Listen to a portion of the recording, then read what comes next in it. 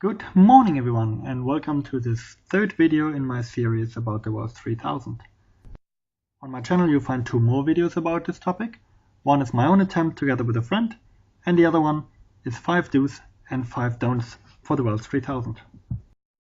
So what is this Welsh 3000 all about? Well, if you click this video I assume you roughly know what it is about, but for those that don't, it's a challenge, so it's not an official race or anything like that. It's a challenge that is out there to complete the ascent on the 15 highest peaks or mountains of Wales, all of which are above 3,000 feet, within 24 hours on foot. That's it. It's up to you how you want to walk this one, which order of mountains you want to choose, but if you take the kind of suggested or optimal route, you'll end up at around 40 to 41 kilometers distance, 3,100 meters up and down again. And if you also calculate in the initial ascent and the last descent, because you have to get off the final mountain again, this one goes up to 4,100 meters up, 4,100 meters down, and in total around 52 kilometers distance. So it's quite a challenge. In this video I'm gonna cover a couple of topics. The first topic is when to go there and how long to plan in. As I suggested in my other video, you should choose the weekends around the 21st of June, because at that moment the days are the longest and you have the most chances of good weather. You need actually daylight because you don't want to stumble around in the dark for this challenge. If you are able to do it in under 24 hours, the more light you can get, the better it is. As for how long to stay there, I'd recommend to take at least 3 days, if possible 4 or even 5 days. This gives you some flexibility, A, to acclimatize once you get there, assuming you don't live around the corner, and also B, it gives you a bit of flexibility regarding the weather, if the weather isn't stable, to pick a day that has a better forecast. How to get there? Well, let me show you on a map. Mount Snowden is the marker here. And as you can see, it's in the upper left corner of Wales, right in Snowdonia National Park. Depending on how you get there, there's different, or where you're coming from, there's different ways how to get there. If you're living in the UK, the easiest is probably to jump in the car and just drive there. If you're living abroad, I'd recommend to take a plane to either Liverpool, Manchester or Birmingham and grab a car from there. I've been down there twice, and I've took once a plane to Liverpool and once a plane to Manchester, and took a rental car each time, both of which works. Public transport is of course also an option, but Snowdonia is a bit out of the way, so you'll spend hours and hours in trains and buses and things in order to get there. You can get there, but it's not the most convenient way to get around. Also, if you want to start that trip, you have to somehow get to the starting point, and that will be potentially in the middle of the night. So the easiest one to take is make sure you have your own car or a rental car. So where to stay? I do recommend to choose the youth hostels around. Mount Snowden is where my cursor is, somewhere over there, and there is a bunch of youth hostels around and that allow you to stay close to the trailheads to start your journey. I recommend 2 of them, either the youth hostel Snowden Ranger or the one on Penny Pass. If you can get a room in Penny Pass, that's optimal, because that is where the most famous, the Pig's Tail, the most famous trail starts from. But also Ranger will give you the Ranger Trail, which also brings you up to Snowden. There is this one as well, I'm not going to butcher this name, which is not that bad location-wise. We've stayed once up here in Conwy, which is a beautiful youth hostel, but also that one is a bit out of the way, depending on where you're coming from. Of course, you also can choose holiday homes or other hostels, especially if you're in a group. Holiday homes might be a good option, and they're all over the place. So just look for that one. The route in principle, and let me first show you quickly from here, is coming from here, from Mount Snowden, goes around here a bit, crosses the street, which is then the final, the finish of section 1. It has just 3 mountains. Then it goes over to somewhere over here, which is section number 2. There should be 5 mountains in that section, and then it goes all the way up here to somewhere over here-ish. And that is section number 3 with 7 mountains. So in total that should add up to 15, I hope. If I look onto this page, I've loaded my GPX file in here. Here you can see the route in detail again. Snowden, the 2 streets we used as a reference before. So you go on Snowden, you have your 3 peaks up to here, and then you're walking down to the street again. You follow the street a while. There is a convenient campground here where you can actually get water even early in the morning to refill your bottles. Quite handy. And then you are going up again in the mountains. You take 5 mountains up here. You come down here. You come actually down at another campground, the second campground, which again lets you fill up your water bottles. And then from there you take the hike up, which is 1,000 meters basically straight up, and then a long, relatively flat but long hike towards the final mountaintop. I strongly suggest for you to start at Snowden and finish here, for the simple reason that some of the more interesting or more difficult parts are in this part of the route, and you don't want to do that at the end when you're exhausted, because then it's just getting too dangerous. There is 3 difficult bits in total. One of them is Goch, and you might have heard, if you're a bit looking into the topic, you will hear a lot about Goch. It's pretty scary up there, and if you're afraid of heights, yeah, it's something to take into account. And especially bad weather, it's almost impossible to get up there. And then there is, in my eyes, this bit here. This is Triffan. The last bits of it are a bit steep, and you're going very close to the edge here and there. So that is also a bit difficult. And before you actually go there, there is a pretty steep downhill section to get to the starting point of Triffan, which is not really difficult, but it can be slippery, and if you are already exhausted, it can be a bit dangerous here and there. These are the 3 difficult bits. The rest is relatively straightforward and not too difficult. Walking strategy. So how do you actually go about to walk this? There is, in my eye, 3 different strategies. Strategy 1, you stay at one of the youth hostels. There is one here and there is one there, if you manage to get a room at one of these 2, or you come by car and you park here. There is a car park, charges you £10 a day to park your car. You come here in the early morning, say 2:30 in the morning, 3 o'clock in the morning latest, and you start walking up to Snowden. There you will be at, say, 5 o'clock in the morning, and then you can start walking. You follow the whole thing and you go to the end. That is one option. It's the most straightforward option, but of course it means that you have to climb the initial 1,000 meters up Mount Snowden, and you will feel that. So basically you will already have a 2-hour hike up a mountain in your legs before you actually start the real challenge. There is option number 2, which is sleeping on top.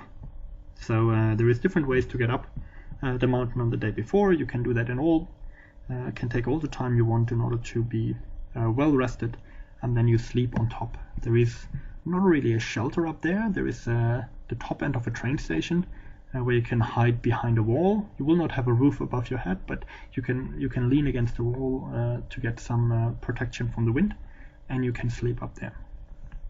Then early next morning, say 4 o'clock or so, you can get up and start walking. The big benefit, of course, is that you do not have the initial climb, at least not on the same day, so your legs will be a bit more fresh. But there is some downsides. You sleep on a mountaintop for a night, which might not be the most refreshing sleep you've ever had. Secondly, you have to carry more gear during the day. If you are supported, if you're lucky enough to be supported, you can meet your support crew down here on the street and dump your stuff, and that makes life then easier again. Option 3 is an interesting one. There is a train that goes, I think, from here, from this place, and goes up to Mount Snowden.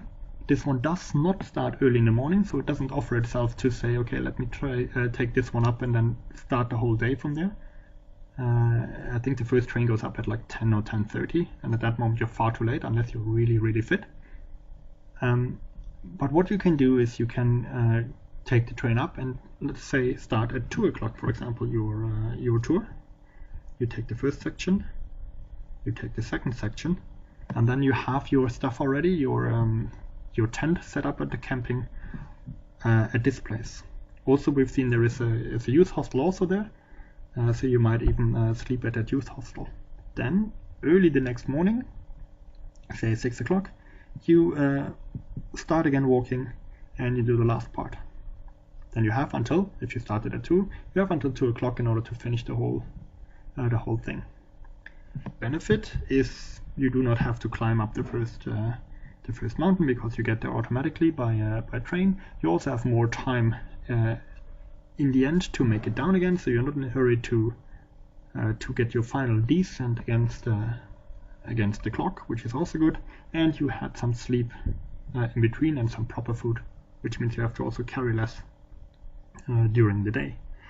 However, you will be fighting against the clock. So if you start at 6 o'clock here in the morning, you have exactly 8 hours to finalize. So you're, in quotation marks, wasting time sleeping.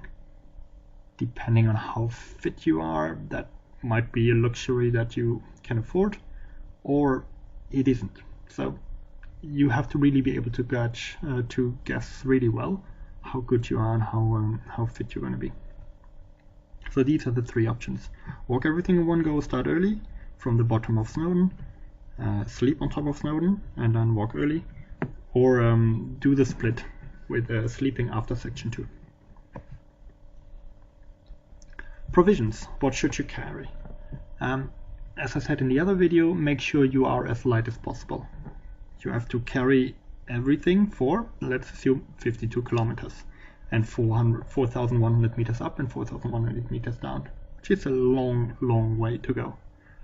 However, you will need at least 2 liters of water.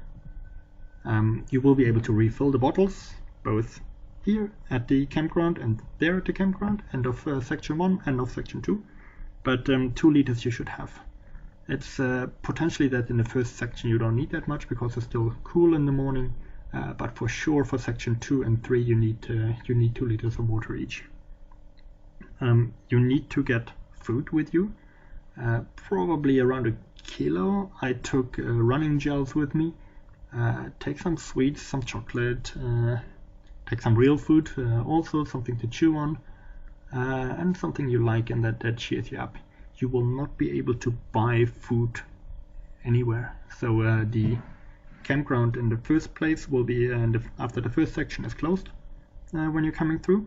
That doesn't help you because you should be coming through early in the morning. And the second one was closed the first time we were was closed the second time we went through. The first time I walked it was open, so it's not really reliable either. So assume you carry 1 kilo of food. Make sure you take hiking poles. Your knees and your quadriceps will take a beating, and your calves as well. Hiking poles really help you. You need a rain jacket or a windbreaker or something like this. It will be very windy up there, here and there, and if it rains and you get wet, you are risking hypothermia. So make sure you take a rain jacket with you. You need extra layers for your legs potentially, but especially on top in order to keep your core warm. The weather in the mountains can change quickly, and even though it's just, in quotation marks, 1,000 meters high, it is still mountains. So be mindful of that, and make sure you take some emergency kit with you, which includes some power for your mobile phones or whatever, or GPS device that you are carrying. Make sure you have the GPX map downloaded, so you will find out where you are and where you're going. And you need a space blanket, which is emergency equipment to keep warm, some emergency calories potentially, these kind of things. The total weight of your backpack will probably come to around 7 kilos. So yeah, be prepared to carry that one for the whole route. So now assume you've taken on, you chose one of the 3 options to walk around the route, and you finish at the final mountain, and then you're here. How do you get away from there? So there is a couple of options. If I zoom in, you will see that there is a path leading away in all kind of directions, and this is basically also what you can do. So you can there is a path that leads you down to this place. It's quite a long walk, but it would work. There is a path that leads you down that way, and there is a path down to Rowan. We chose the 2 times we walked, we both times chose the path to Rowan, especially because you can follow it easily. It's basically a wall on your right hand side followed by some fence on your right hand side, but you basically keep one thing always on the right and you just follow that one. Let me show you in another map I have. Okay, let me show you in this map. So if you're coming from Fool Flats, which is the last mountain, you follow the path pretty easily, and at some point it diverges and gets into 2. You follow the one on the right, and as of this moment you're following a solid wall on your right hand side, and you make it down to a street. Turn right, and there is a parking ground here. And this one will bring you to Rowan. If I show you on Google Maps, this is the parking ground, and this is Rowan on the right hand side. You could in theory walk that, but I'm pretty sure you don't want to walk anymore. Down here you find the GPX coordinates of this parking ground, this parking lot, and you can order a taxi that will come there and pick you up. You just have to be able to tell them where that is. But we had that done before, and the taxi driver actually found us, no problem. We arranged with him a pickup time. I changed it on the top of Fool Flats because we realized we were earlier. I called him and he was there earlier, and it's brilliant. You just get picked up here, and then your worries are gone. And then he brought us back to the parking ground here at the beginning of Snowden, where we left our car. So we came from roughly here is the final peak. This is Rowan. You can also have your youth hostel there, of course. And he brought us all the way back to this place where we parked the car. And then in the evening we were back in the youth hostel, and we stayed up here. We were back there at 10 o'clock. Got a beer, got a shower, and had a good night. So it is possible. I recommend you to go to Rowan by foot. Go to Rowan from the final mountain, and that should be good enough for you to get out of there. So, what's next? I'd say if you're watching this video, you are interested in actually doing it. So, what's next is basically booking. Make sure you find the youth hostel you want to have. Make sure you get the plane reserved if you need it, or the car organized. You get the rooms in the youth hostel. You find the room in your calendar. You align with your party. When you want to go, how you want to go. You agree which kind of route you want to go. Do you want to go in 3 steps? Or which of the 3 routes that are suggested you want to go. You want to go all in one go early in the morning, or sleep on top. This is a discussion you have to have within your party. And that's it. Book it, and then go and enjoy. If you found this video helpful, I'd appreciate if you let me know. It's also if you have questions, or you agree to things, or you disagree to things, let me know. Put them in the comments. I read my comments. I make sure I reply as quickly as possible, so perhaps I can clarify a couple of things I've not been very clear on previously. Of course, you should also watch the other 2 videos I made about my trip. When I did it, I'll pop it on the screen now, and the other one about the do's and don'ts for the Welsh 3000.